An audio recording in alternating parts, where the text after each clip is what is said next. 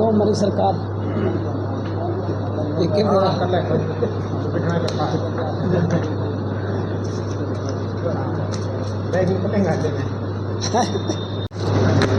पहले तो मैं सभी हमारी प्रेस मीडिया और इलेक्ट्रॉनिक मीडिया का तहे दिल से धन्यवाद और बधाई देता हूं कि हमारे इस निमंत्रण पर पहुंचे।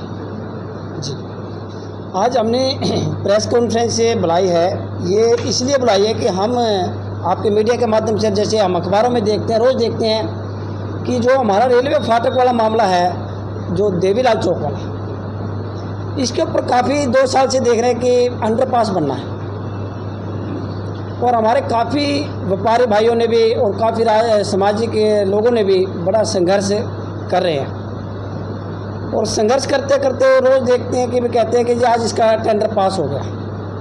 मैं आज आपकी मीडिया के माध्यम से बात आना चाहता हूं कि हमारी जींद की जनता भोले भाली है, इनको 1 मिनट में बात को मान लेते हैं, जैसा भी जुमला फेंक दिया जाता है। जैसे आपने देखा कि अभी पीछे भी देख रहे हैं कि भी आज इसका टेंडर पास हो गया, लेकिन इसका अभी कोई टेंडर नहीं पास हुआ, क्योंकि हम जो है वक्तम को नहीं मानते, हम लिखतम को मानते हैं, क्योंकि हम भी चाहते हैं कि ये अंडरपास बनना चाहिए। ऐसा नहीं है कि नहीं बनना चाहिए, बनना चाहिए, क्योंकि इससे सारा शहर बिल्कुल बंद हो गया।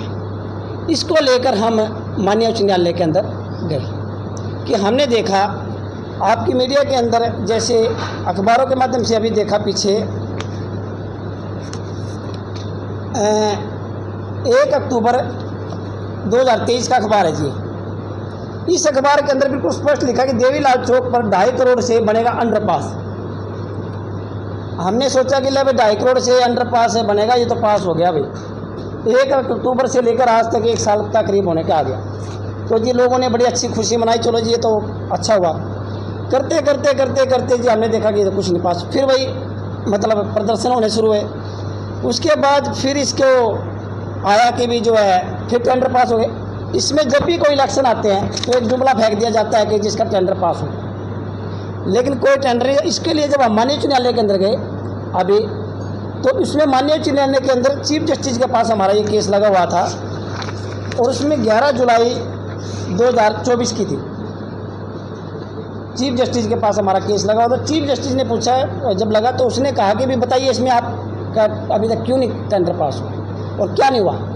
तो सीधा ही हरियाणा सरकार और सेंट्रल गवर्नमेंट के जो वकील थे उन्होंने कहा जी इसके अंदर अभी हमारा प्रोसीजर चालू है।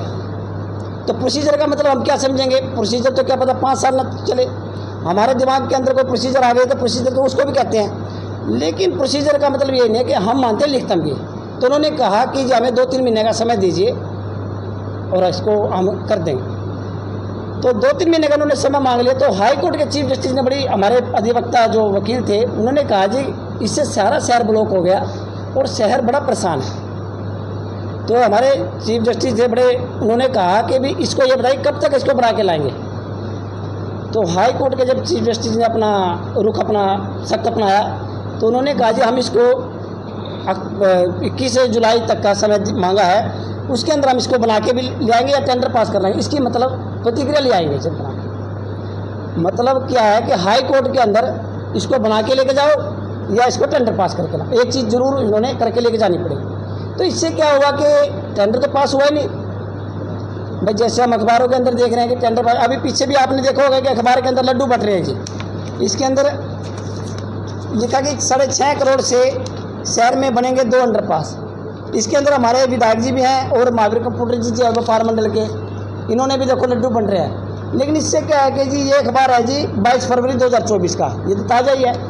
तो अब आ गया जी हमारा लगा के चलो अगस्त जी, फिर वो 1 साल होने का आ गया, तो टेंडर तो कहीं पास नहीं हुआ। तो हमारी सरकार से इसमें स्पष्ट है क्यों ऐसे जुमलेबाजी फेंक रही है। इलेक्शन आता है तब जुमलेबाजी हो जाती है। तो ऐसा सरकार के साथ हमारा बिल्कुल ये है कि इसको तुरंत प्रभाव से बनाया जाए और इसको जल्दी बनाया जाए तो जी बेस्ट है।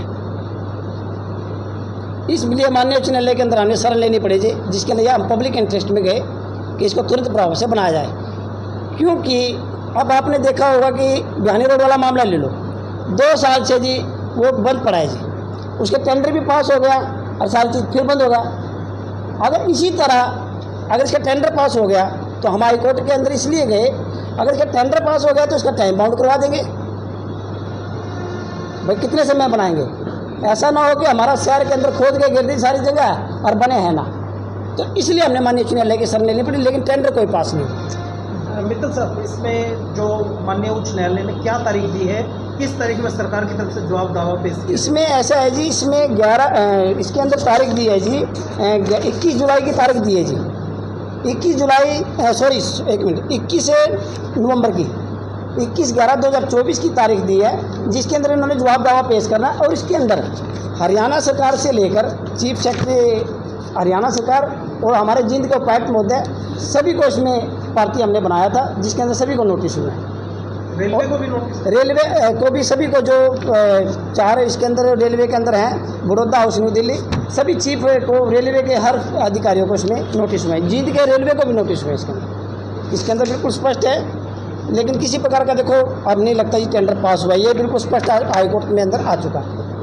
आपको PIL के लिए क्यों जाना पड़ता है? मतलब आप जेब से पैसे लगा के, मतलब अपनी जेब से पैसे लगा के, किसी से इकट्ठा नहीं करते, फिर भी आप जनहित के लिए याचिका लगाते हैं। हाईकोर्ट का ही शरण क्यों लेनी पड़ती है आपको? बिल्कुल, आपकी बात बिल्कुल सत्य है। हमें जनहित में इसलिए जाना पड़ता है कि हमारे अंदर एक जुनून है।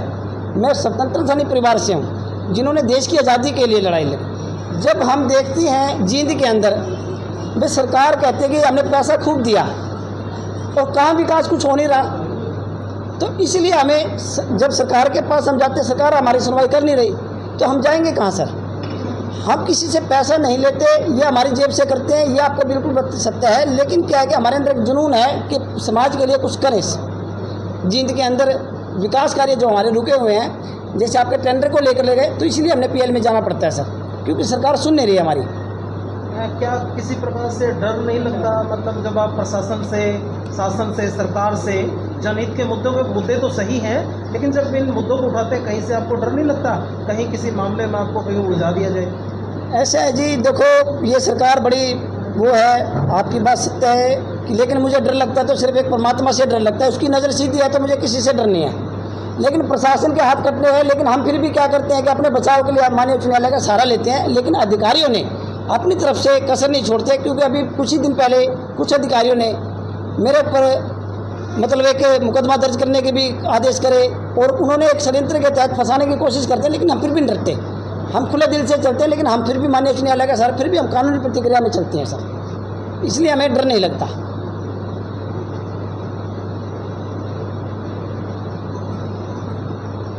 जबकि विधायक और प्रशासन बार बार कहता है कि टेंडर हो चुका है, बरसाती मौसम है, इससे बचाव के लिए हम प्रयास कर रहे हैं, ये सीजन चला जाएगा, बरसात का फिर स्टार्ट करेंगे।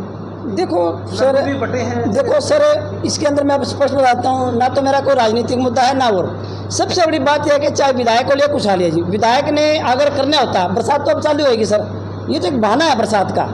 अगर काम चालू करना होता तो 2 साल से बंद पड़ा है। क्या जींद का विधायक सोया हुआ था? हमने जींद के विधायक के ऊपर चिट्ठी डाली हुई है सर, ऐसा नहीं है कि जींद के विधायक को चिट्ठी डाली।